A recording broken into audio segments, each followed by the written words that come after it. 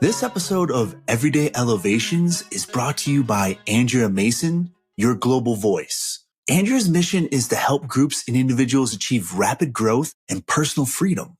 Andrea helps her clientele go from victim to victorious. Escape the perpetual storm by creating your path to clear skies and personal growth. Plan a life according to you. Andrea invites you to take the first step.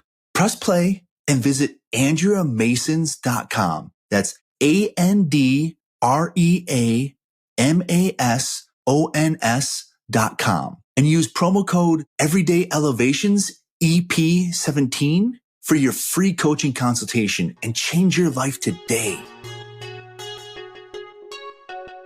All right, welcome back to Everyday Elevations, a podcast where we transform ordinary into the extraordinary.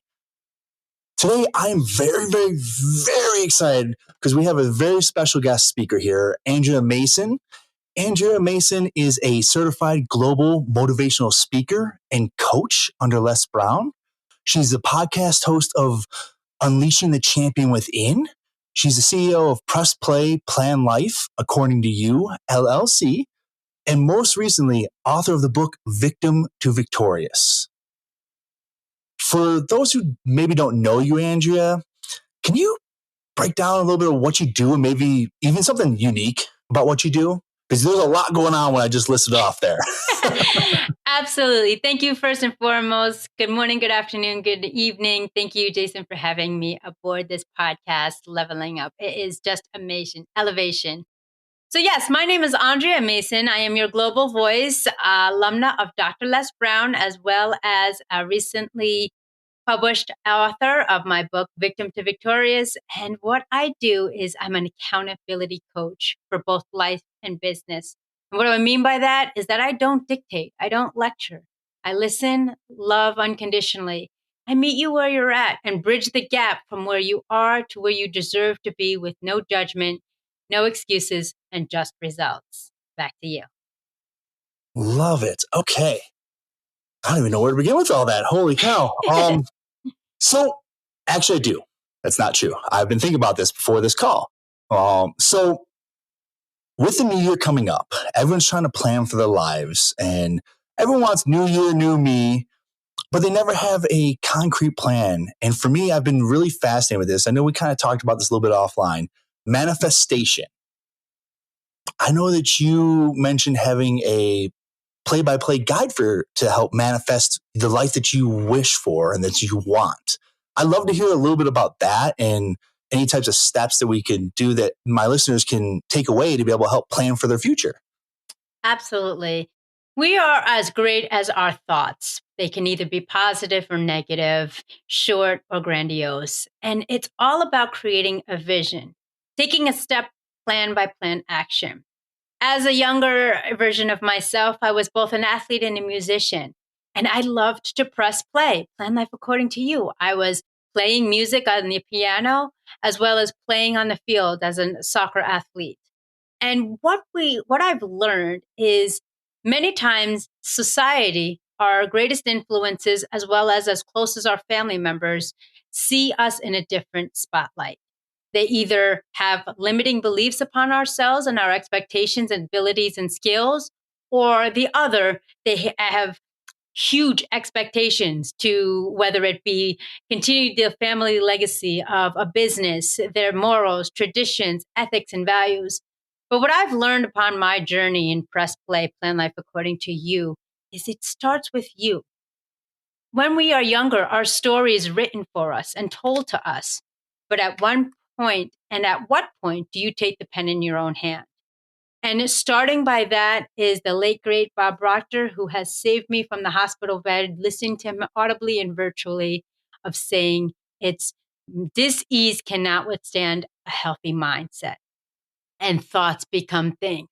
This changed my whole perspective in life, that we have the power and the ability to be accountable and responsible in every single choice that we make. And in doing so, we create and manifest. What does it look like? And what we have this misconception or false belief, limiting belief, if you will, is that there's not enough for everyone. Abundance is so great, but there may not be enough there for me. I want you to step back, to dream big, as my mentor Les Brown says, and make the impossible possible. It starts with a vision, but a vision is created by carving out your own identity through life's adversities and taking small steps, step by step, every step of the way. Back to you. Okay, love that. So I actually kind of want to talk a little bit about what got you to this point. And I know you mentioned Bob Proctor was your motivation. What in that moment while you're in the hospital bed said, hey, I need to change things up? And because most people, even though they know they need to, won't actually take those steps to do so. Absolutely. Great question, Jason. So when I was in the hospital, it was February 2016. And to rewind a little bit, my mother had passed in 2006. And I was distraught. This was my rock. This was one of the two inspirational influences that have taken me into their arms and adopted me from Colombia, South America during the cartel and gave me a second opportunity at life. So you can imagine when I lost my mother, I was in complete distress and distraught. And what I didn't realize is I continued to go through the motions of being frustrated, being angry, going through the stages of grief. But what I didn't realize is I didn't forgive. And through the healing power of forgiveness, I was able to achieve personal freedom. See, I suppressed all the emotions, the anger of spirituality, the frustration of the medical team, the heartache of losing my mother. And it brought me to such suppression of dismissing my own personal emotions and just going through it rather than growing through it, as Les Brown would say, that it took toxicity over my entire body. My autoimmune system was completely shut down, and I ended up at stage 5 myasthenia gravis on the last days of my life. And I'll never forget the phone call from my family saying, "We need you home. This is not the life that you leave. You were fine." But I didn't face my emotions. So, mind over matter, I decided to instill what The Secret teaches, plug, as well as Bob Proctor virtually. He said, disease cannot withstand a healthy mind. So I decided, what was I going to create? What legacy was I going to lead and build from the love of my mother and parents? And how was I going to change my channel? And in doing so, less than 24 hours, I was able to break free of all the machines and connections and treatments. And to that day, February 22nd, I believe it was, or 23rd of 2016 to this current day, I have a clean bill of health because I had my mind over matter. Wow. So within like 24 hours, once you decide that, hey, I'm ready to move forward, essentially forgiveness, because what people don't realize, if you're holding a grudge in any capacity, it does silently eat away at you. I learned this the hard way for a long time in my life. But by you just moving forward and saying, hey, enough is enough, my family needs me, you were able to just completely be able to get out of the hospital. I'm just trying to understand a little bit more because I just think it's the first stage of you manifesting your life there. And it's so rare for someone able to do that. And I just don't hear stories like that. So I just would love to kind of hear a little bit more and then, yeah. Absolutely. Yes. So my whole life, I was always being outcasted. I didn't look like people. I didn't fit in, have the same morals, ethics, attributes. And I was kind of an outcast, if you will. My parents were of American descent, Irish, Italian. Here I am, Colombian, don't look like them and have different physical features and thoughts and the way I talk. And so when I realized all of my emotions were being suppressed and just pushed down, out of sight, out of mind, the body literally has the capability to heal itself, going from as small as a paper cut to your finger to healing to what I've actually been able to do was take toxicity within my body that was shutting down the use of my limbs, the unable to breathe, everything. I was incapacitated, if you will. All I had was my mind. I couldn't walk, I couldn't breathe, I couldn't talk, I couldn't eat, I couldn't move my hands, nothing. So what I did was I envisioned myself, and this was taught in The Secret, spoiler alert, in the medical component of it. And it's just amazing what the mind can do. You know, Confucius says, for those who say they can and those who say they can't are both usually right. So what the layers I took was, okay, I had pre-existing medical conditions, fibromyalgia, myasthenia gravis, gallbladder removal with 7 ulcers on it, appendectomy. And then I started really sitting there with my mind, because that's all I had in time. And the doctors were still running tests to try to diffuse or dissipate what was going on within my body. My mind, wait a minute, all of these conditions were self-induced to stress, naysayers, non-believers, societal influences, my parental influences, and then my false limiting beliefs of being bullied and abused. So when we are able to tap truly into our mind, is this hurtful or is this helpful? Is this going to benefit me or belittle me? Once you get your mind into that component and really stick into accountability and responsibility, that is when the magic happens. And so all I had, I remember looking outside the window at a full moon on that evening saying, no, this is not who I am. I'm not this debilitating individual. I am not the result of other people's perspectives. And yes, I am hurting. I lost my mother. I've been very sick in the pre-existing years. I have been upset and agitated because of lack of communication with peers, colleagues, friends, and relationships. So when you take the moment to sit in silence without any distractions, even for 3 seconds, close your eyes. Guaranteed, if you do this right from your heart, either a tear will shed or an epiphany will be enlightened, and you will be able to change your channel and change direction. Love that. I don't think people really give enough credit to that, taking that moment to yourself. It's something I'm still working on. I'm always going a mile a minute. So to be able to get a moment, I'm going to do this today for sure. And I'll send you a message afterwards to tell you about Absolutely. it. What type of epiphany, or if I end up tearing up, I'll let you know, because that is an amazing tip, just so that you can understand what you need in that moment too. Absolutely. And it's just a matter of 3 seconds, guys. Putting your hand over your heart, just closing your eyes, putting your hand over your heart, and just silence. 3 seconds. If you could do more, great. But just feeling your heartbeat. You're still here. You're still alive. Your ticket has not been punched for you to leave. That's the only thing we have to do in this world is leave. But it's the legacy, what you're leaving with, that you're leaving behind. Absolutely. See, you're just giving all kinds of nuggets here. Loving it. This is so much fun. That's about elevation. It's about elevating in awareness. I am really, really enjoying this, and there's so many amazing nuggets coming out of it already. I'm kind of curious. So you went from the hospital, and then at what point did you decide to get into coaching with Les Brown and become a global speaker and everything? Absolutely. So after the hospital, I completely shifted industries. I went from social work and psychology and medical to complete holistic motivation and wellness. And then when I had dabbled and actually entered into that industry, I realized mind, body, spirit, and soul are in complete alignment. And you have the opportunity, the choice to make that and create that to happen.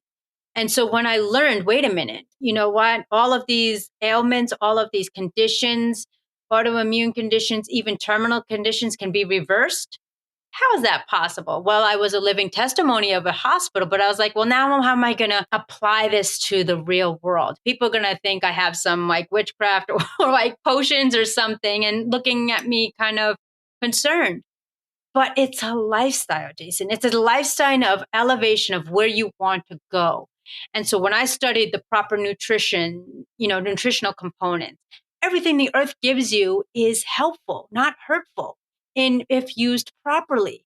So when I learned about the different foods to eat, the drinks to consume, and to completely do your best to gradually work your way to eliminating sugar and salt of every single possibility, it changed everything. Your energy level, your awareness, your clarity completely changes. And it can be as done as I've learned at the center, at the wellness center, as short as 31 days.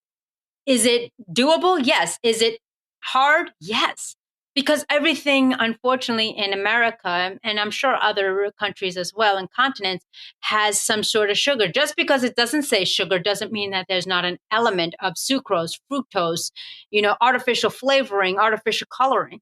But if you go back to what I like to do, because it's part of my heritage, the indigenous lifestyle, culture, that everything is given to you from earth. And if we are grateful and gratitude attitude with your mind and wellness and be constantly active and proactive as opposed to inactive, that's what I fell into. So I learned everything I needed to do under the sun. But, life had a different, wanted to really shake up the magic 8 ball, if you will, and the world changed. So now here I was at this amazing industry, at this amazing company, and the doors shut down and closed forever. So I was like, well, what am I going to do? Well, I realized, wait a minute, I have all this knowledge, the mindset, the psychology behind the science behind the mindset of psychology, the social work of the cultural diversities, morals, ethics, values, creeds, and beliefs and lifestyles of social work. And now I have to add it the medical component, the holistic wellness, homeopathic, and nutritional component. Let me share this with somebody. So I'll never forget, I was scrolling through, and it was around the same time this year, if you will, and maybe about a month earlier in October. And all of a sudden, I heard this familiar voice on the social media. Are you going through it or are you growing through it? I kind of perked up and I said, wait a minute, that's Les Brown. I've been listening to him for years. And he was conducting an academy that I enrolled in. And I remember saying this to my family. I know we don't have the financial support, but I'm making a declaration and promise I'm going to make this the pursuit of happiness and build my legacy from this experience.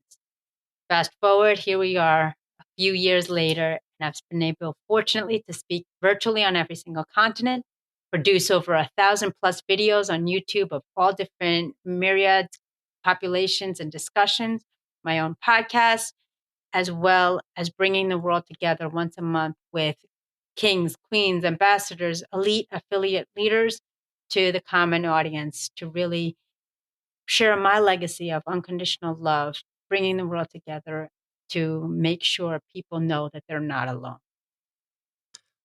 Wow. Chills. Chills. Thank you. Oh, I'm loving this so much. I'm getting a little too excited here. It's possible when you see what you've done. And that's what we don't do. And I want to spotlight this as elevation is the thematic of your podcast. Take a second. Go ahead. I do this every year at the end of the year, but now I'm doing it daily. Reflect on what you've done for that day and be grateful and say, how can I make it a little bit better tomorrow? And when you appreciate life with gratitude, attitude, and recognize the people such as yourself to having me on this podcast, that's what it's about. It's about the journey. Dreams create, oh my gosh, dreams don't have deadlines. They create destinations. I almost forgot my own quote. But yes, it's about embracing the journey and the people that are on it with you. Absolutely. I think it's very underrated. People don't tend to, and I did this for the longest time. I've changed drastically in the past few months, probably past like 3-4 months. I've done a complete revamp of who I am, took inventory of what I loved and what I wanted to improve upon. I didn't focus so much on negatives. I took the little victories of everything. And that's why I tell people is like, just take your little victories. As silly as it might sound, hey, you got out of bed today. That's a victory. Not everyone gets to do that. And so I love when you're talking about having this attitude of gratitude, because I am huge about that. Yes. Every And morning. you have to. It sets the tone for your day. And I do this in the morning and at night. So I Yes, list me things too. off that I'm grateful for in the morning. And then at night, what I'm grateful for what happened on the day. And that's kind of Likewise. my thing. I'm kind of curious though, because you've had so many amazing things happen since you first manifested this. Mm-hmm. What a lot of times with manifestation, people look at like, oh, okay, you're just saying words, and I don't want to take away from manifestation. I'm just saying from a negative connotation from people's thought processes, and Right. they look at like, okay, so if I just say this a couple of times and speak it out, it's going to become a reality. Now, I know there's more to it than just saying it. You have to create an action plan with it. What kind of steps did you take besides, of course, signing up for the Les Brown course there? Right. And I'm sure that was the first really huge step you took. But I'm Yes. curious now what steps it took. And then the second part of this question, it's a long question. Okay, no problem. If I can get to the question, holy cow. Second part of the question is, was this even more than what you even thought you were going to experience through the manifestation? Like, was this something that you really had envisioned, or is this so much more, so much even better than what you thought? Absolutely, that's a great question. So around probably 2015, I was, for some say, I was like the crowd. I was negative. I would come home from work, punch in, punch out, just did what I needed to do, come home, fell asleep on the couch, binge watched TV, had dinner, and repeat, Groundhog Day again and again and again. And then when I started in 2015 listening to Les Brown, Wayne Dyer, Tony Robbins, the greats of the greats, I just kept listening to it like it was a radio station. I had an over an hour commute, give or take, two from work at the time, and I just plugged in. And I was just like, wait a minute. Some of this, at first it was like a little bit like, come on, am I going to really do this? Is this really going to happen if I say it? But then as you, just like anything else that you're learning or applying or studying, then you would peel away the layers. It wasn't just about the words. And I'm very particular. If you watch the beginning videos way back when, video 1 out of 1,000 plus, I was just speaking. But then as I have grown, my words are very particular. Words are spells. Believe it or not, look it up. Look at the rabbit hole, if you will. Everything has a meaning for it. So when I started going from attention to intention, that's when it changed because the emotion was behind it. All right, well, I would start out with something small, something minuscule. Like, okay, I'll never forget one example. I was just like, let me put this to the test. I was on my way to work and I was talking with a colleague of mine. And I said, you know what? I could really go for it. And I just got introduced to coffee. It was like maybe less than 10 years ago. And I was like, I really could go for a nice coffee.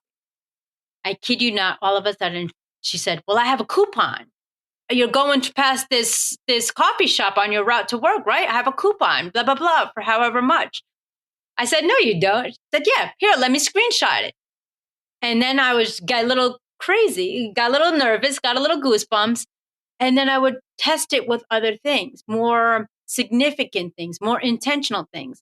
Well, I want to meet this person. I want to do this. Then I went into the whole deep dive of vision boarding, creating a vision board. What do I see myself doing? But then when it's a deeper dive further, all right, well, a vision board is great. It's a catalog of your life, but let me import myself into it now.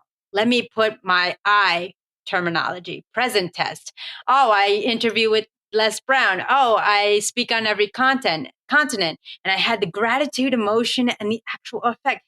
Ladies and gentlemen, this is not witchcraft. This is true beliefs, because when we realize and we align our frequency, we're all energy and light beings. When we align that and emulate that, as the camera just emulated me, you can either reflect or choose to deflect it. But it's amazing because it's just like going into the playground 5 years old and just saying, one of your friends goes, I have to go to the bathroom. Well, now I have to go to the bathroom. It's that chain reaction based on the emotion and the intention. And a lot of people get frustrated, especially nowadays, because they want that instant gratification and immediate satisfaction. But truth be told, as fast as you get it is as fast as it can be removed. One of the theories that the journeys and lessons that I've learned on my journey was I remember when I first started going onto social media, I was always the person behind the screen, behind the scenes. You were never seen, my initials were there, but you never saw me front and center. So when I took the academy and I was now intentional and present, my brand, my name is attached to it. And so when I realized this has a rippling effect, that if we have the positivity and attention and intention and combined, amazing things will happen. And I go into that into my book. It's just a matter of belief. And what media does is you don't deserve that. You don't have the experience. You don't have the credentials. You don't have the background. You don't have the skill set. We have to quiet that noise, and we have to change our tunnel vision to blocking people out and focusing on the mission and the message. Because when we do that and we constantly thrive and achieve it, I had you asked me a couple of years ago when the world completely changed, Andrea, would you be where you're at and have the success and connections and affiliates that you did? I'd be like, I don't think so. That's kind of big. But when you do the reflection that I do every year, at the end of the year, it's a reflection as opposed to a resolution at the end of the year. 9 times out of 10, those 9 out of 10 check boxes are checked, and not to right around the corner, the 10th one will be. So it's really setting yourself up for success, knowing you're going to fail every time forward, and to never give up. Love it. Love it. I love the fact that you take that inventory at the end of the year. Yes. I think a lot of people just focus straight ahead on the new year, like, hey, where do I want to go? Right. But if you don't know where you've been, how are you supposed to get to where you want to go? So it's huge for all listeners out there. Do an inventory of what you've done this year, what goals you've accomplished. I'm not a big New Year's resolution guy. I'm a big just plan. I feel like that makes it so easy to quit on it when you're like, oh, hey, I want to lose 30 pounds a year. I create action plans versus a resolution because for me, it just makes more sense. I've quit on every New Year's resolution I've had for God knows how long, which is why I don't do those anymore. I just like to sit back and similar to what you do, I check to see what have I done this year? Have I hit some of the goal marks? Not all of them. If not, how do I get to there next year? And what else do I want to accomplish from there? I think that's beautiful the way you explained how you did yours. I love the vision board because I haven't done it the way you did it. I've done the vision board where your typical one where it's like, hey, you put this celebrity in the picture, you cut them out of a magazine or print off online now because it's hard to find magazines that aren't honestly overpriced. Right. But I don't want to spend $10 just to cut a couple pictures out. So, and that's the beauty. I'm glad you mentioned that because what I've done that's helped me is not only do I have it on the physical, but I have it on my phone. I have it on my laptop. I have it on my screensaver. So it's constantly reminding me, this is what you set out for yourself, or this is what you want to achieve. And one of the greatest things that you mentioned, Jason, was that it's small steps. It's just the daily acts of gratitude and accomplishments. And one thing that I've learned over the recently is to celebrate my wins daily with the family and friends, because, technology can either be a tool, treasure, or tragedy. It's how you use it. That's what it's for. And for me, when I look at memories on whatever platform I'm using, I'm like, wow, I did that. Oh my goodness. And that's where I take my inventory to do my end of the year list, because at times we forget what we do, and especially if we're not celebrating it. And what we have to get rid of is this false limiting belief celebration is bragging. Well, you know what? It's great to brag if somebody did it for you, but it's important to celebrate because you created it. You're the creator. You're the participant to make it happen. Yes, you have help. Sure, I pay credit where credit's due. But at the same token, just like why I don't dictate, I don't lead, I don't lecture, and I don't, empower people, I walk beside them as an equal because we all have experiences. We all have the book of life. It's a matter of, are we ready to turn the page or stay at the page we're at? And we take the pen in our own hand. So with gratitude for getting you to achieve that accomplishment, recognition for those who've walked beside you, but most importantly, celebration of the creator, the content, and the accomplishments you've made. Be brave enough to celebrate. Why? Because it'll make you go further in life and empower others. Wait a minute. She was here last year. Look what she did today. Let's celebrate her. Yes. These are seriously so many nuggets. And it's funny because every time you tell stories like this and explain this further, I think of little moments in my life where I'm like, hey, I've actually been doing that. Because I don't think we all realize how often we're celebrating our victories. Because sometimes, like for me, I was very, very hard on myself for the longest time. I think a lot of people are. I think it's a pretty common trait. And so I wouldn't post on social media. Some of you, like, you would only see me, you'd see pictures of everything around me. Go on vacation, there'd be pictures of the beautiful area. Not one picture of me. The funny part is, any picture you see of me, even though I am a really happy person, you never see me smile. So when someone catches a glimpse of, it's like finding a groundhog. If like when the groundhog pops out to let you know summer's coming, like if they see a smile on my face, it's like that. But I love hearing you talk about this because I think people need to understand that they have to celebrate themselves. I know we're hammering this in, but it's important, especially with the new year and new you coming up. You have to understand that there's so many amazing things that each and every person brings to the table. And if you're not going to be willing to talk about it, who else is? Right. And that's one and thing. That's what I've learned. Yeah. And I'm learning. I am just recently started switching my mindset in the past, like I said, past few months. A lot of things have changed for the better. Obviously, I'm getting ready to have a son. So I knew I needed to change more. I was like, I can't be who I am and be the best version of a father that my kid needs. So I had to do something different. I had to be drastic about it. People were confused why I was starting a podcast or what I was going to bring to the table. I was like, look, future me problem. I'm going to do research. I'm going to get awesome people on. I have a vision board of who I want on my podcast down the line, like your Matthew McConaughey's. Oh, yes, putting this out there. If you watch this, Matthew, come on. I'm a big fan of him, so he kind of sees when I do stuff. So yes, absolutely. He was also another virtual mentor that I received coaching from. Green Lights and Art of Living. He's actually mentioned in my book as one of the influences upon me. So absolutely, and that's what it's about.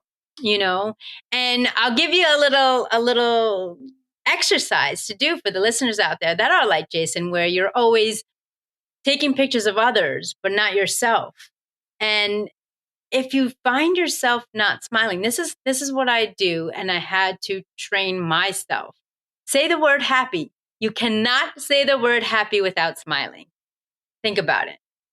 I'm going to try right now. Happy. Okay. You're right. Holy cow. you can't say it without smiling. Oh, okay. Interesting. Right. How have I not heard that before? And it's so significant because everybody says, oh, when you take a picture, you say cheese. Well, how many people? I'm sure lactose intolerant people are not going to think of cheese and be happy about it. So keep it simple. Say you're happy, and your smile just goes up. Your energy goes up. But it is a definite testimony, Jason, especially as being a new parent. I'm so excited for you. We are our own worst critic. But if we have the ability, the choice, and the bravery to see our areas of improvement and our skill sets and our strengths, take a moment and write them down. And be bold enough and brave enough to ask your colleagues, your family, your loved ones, your friends, hey, what am I the go-to person for? And then I'm not the go-to person. If you want to cook, I'm not the go-to person that you would want. I don't cook, and then have fun with it, because you really get to have a better understanding of your self-awareness as well as your self-reflection upon others. Because we think, oh, I'm such a happy person. Then you really ask people, well, what do you think of Andrea? Well, ABC. And then they tell you. And then what the difficult, jagged pill, ladies and gentlemen, is what Jack Nicholson says: you can't handle the truth. I challenge you today. Ask the truth, because it will change your life. I always thought I was this happy-go-lucky, extroverted person. I enjoyed people. Then when I asked people in my community, in all my different circles, it was everything but. Your work ethic is, type A personality. Your work ethic, you nonstop. You're always helping others. You're not putting yourself first. You think too much. You're analytical. Blah blah blah blah blah. And I was like, okay, none of that says happy. None of that says extrovert. And then when the world changed and you had to change your environment, going from 3-dimensional to 2-dimensional, it kind of looks at both sides of the coin. Do I really need to be interactive live with this million people on the planet at once? Or, you know what? Wait a minute. I miss that community. I miss that company of a live human being with me. I do my work, and for 10 to 12 hours a day, I'm by myself in the studio working and connecting. But as soon as fade goes to black and it's me by myself, it's a very lonely, scary, and sad place, to be honest. So take that inventory, take that initiative. Hey, you know what? For those of you in America, Thanksgiving, at that dinner table is a great time to realize your resilience and your shortcomings from the family members. Oh, was she bringing him? Or oh, what does she do this year? Where are you working? What are you making?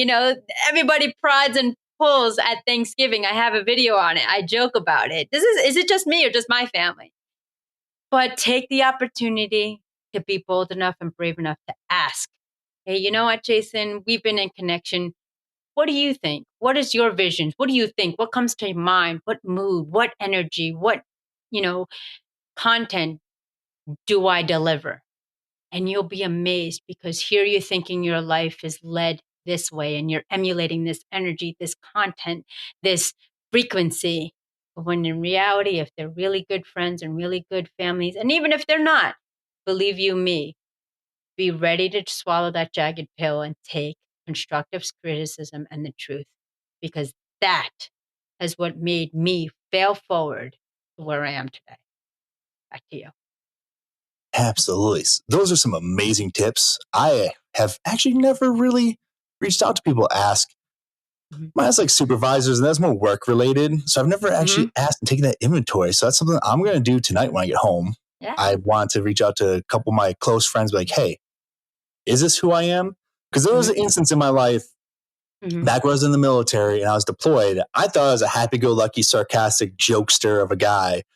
And it turns out that what I portrayed was a guy who was, yes, sarcastic and joking, but was very negative in his mindset. They felt like I was complaining a lot, and I didn't realize that was happening. So as the first time I actually was able to take that personal inventory and work on that. And I didn't even ask for the feedback on that. It was just happened to, they just happened to give it to me. I was like, oh, okay, well, don't know if I'm and right. Thank you for your service. Yeah, thank you for your service. And it's important to have that awareness, because again, you're coming across living your life through your lens, but then, like I like to say, it's kind of like the ghosts of Christmas, past, present, and future. You step outside of yourself and take onto those reins. Again, ladies and gentlemen, this is a challenging task, but ask people, well, how do I really come across to you?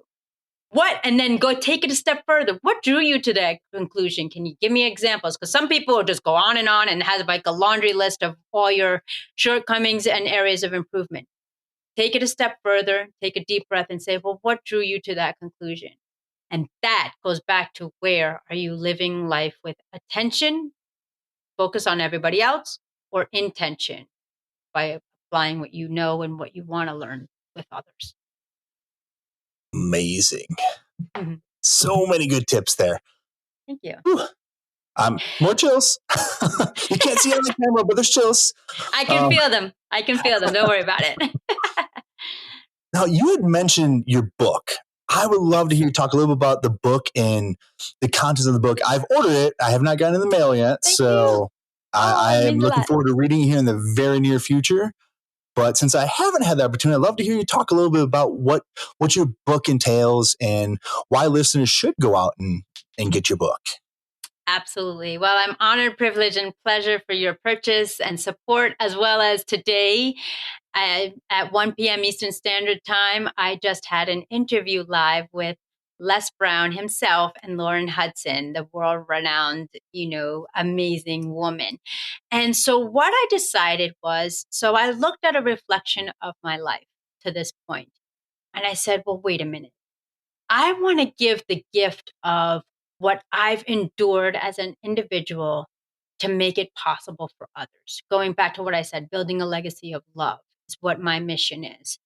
And so I said, well, I've been through a lot. There's been dark times, down times. I mean, if, it's just crazy. But when I changed it to the intention of as away from being attention seeking, I said, well, let me go through it. And so the table of contents is actually a path less traveled that I call Press Play, Plan Life According to You, which is my business LLC. And it walks you through the steps that I have taken, the steps of growth, the steps of production, progress, failing forward. And so what propelled me to say, I got to put this in text form is because I have conversations with individuals.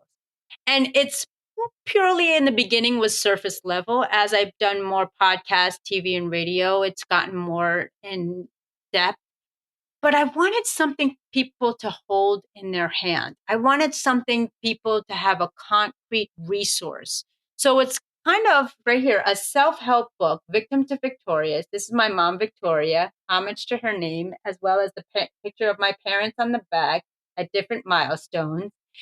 And it talks about how one's individual perspective is different from the world's perception.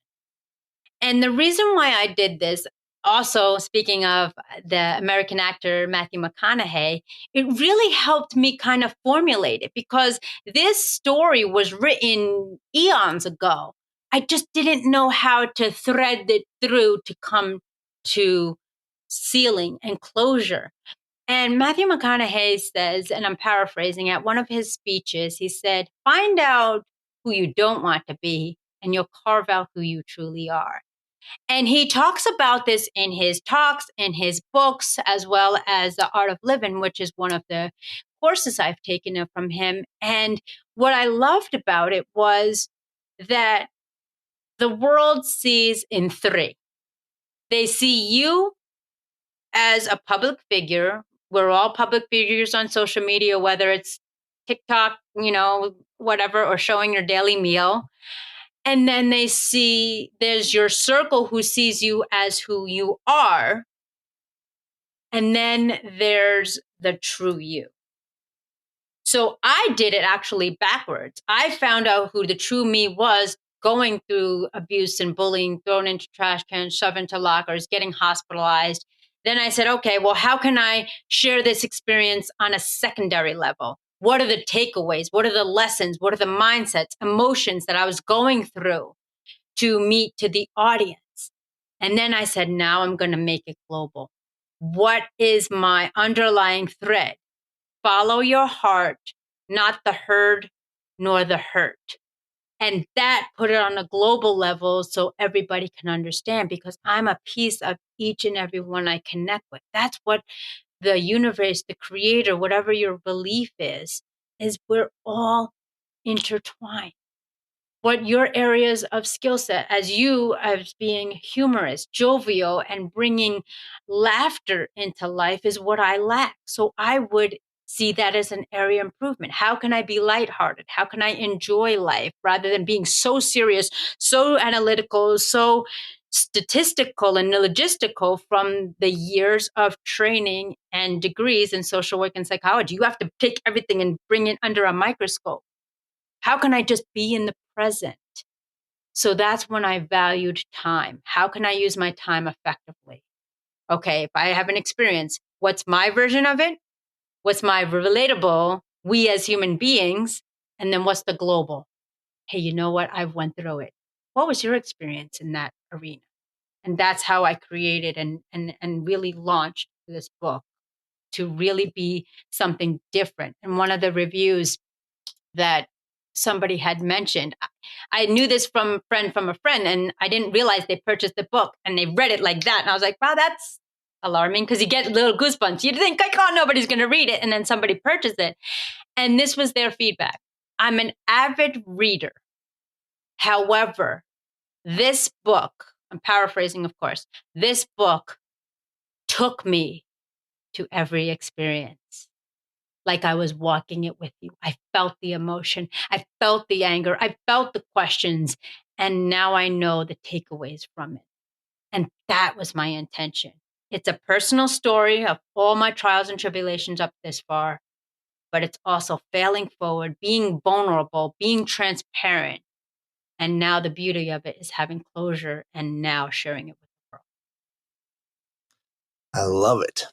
It's victim to victorious, correct? Yes, correct. All right. Victim to victorious. Yes. I can't wait for it to come in, because especially the more you explain it, the more excited I am now. And that review Excellent. definitely made me want to read it even more than I already did. I am an avid reader myself, so I am very, very pumped for that.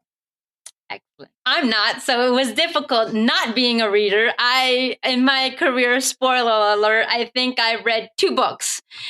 One was, for some crazy reason, I was challenged to read The Stand by Stephen King, which was like 500 pages. I read that. The other one was Happiness is a Serious Problem, which was like maybe 100 pages. And pardon me, 3 was the Japanese, Marie Kondo, Japanese organization of like life organization, revamping your life. So I usually do audiobooks, hence, the 5 Agreements, The Secret, Matthew McConaughey's Green Lights, The Art of Living. But for me, as a non-reader, never purchased a book in my life. It was always gifted or given to me. To write this was truly an amazing feat, to say the least. So. Oh, absolutely. Even if you were a reader, writing a book is still an incredible feat. Not a lot of people get an opportunity to do that, or take the opportunity to do it, I should say. So that's amazing. And I'm so excited for you for having that book out, because that is actually on my own vision board too, by the way, writing a book. I just don't know what I want to write about. So I'll get there at one point in time. Future me problem. I didn't either. You just start. You just start taking notes. And, I remember in English Lit, we, in grade school, they were called creative writing web. And you just write different topics in circles and then just branch out.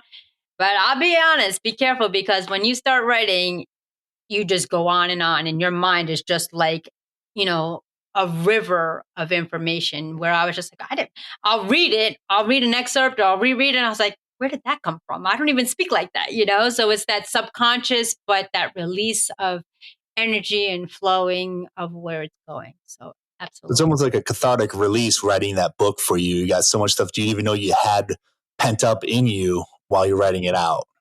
Absolutely. Absolutely. Cool. Okay. Yeah. Well, I'm looking forward to that whenever I get to that point. That is amazing. Well, we are kind of getting closer to the wrap up here. I always like to give the people I interview an opportunity, if there's anything they want to talk about before we wrap things up, if there's any points you want to hit, please go ahead. Absolutely. So my signature quotes were: follow your heart, not the herd nor the hurt, for success and happiness are on the other side. Remember, anything that you go through gives you the right, the permission, and the certification to help others achieve it too. And we are not alone.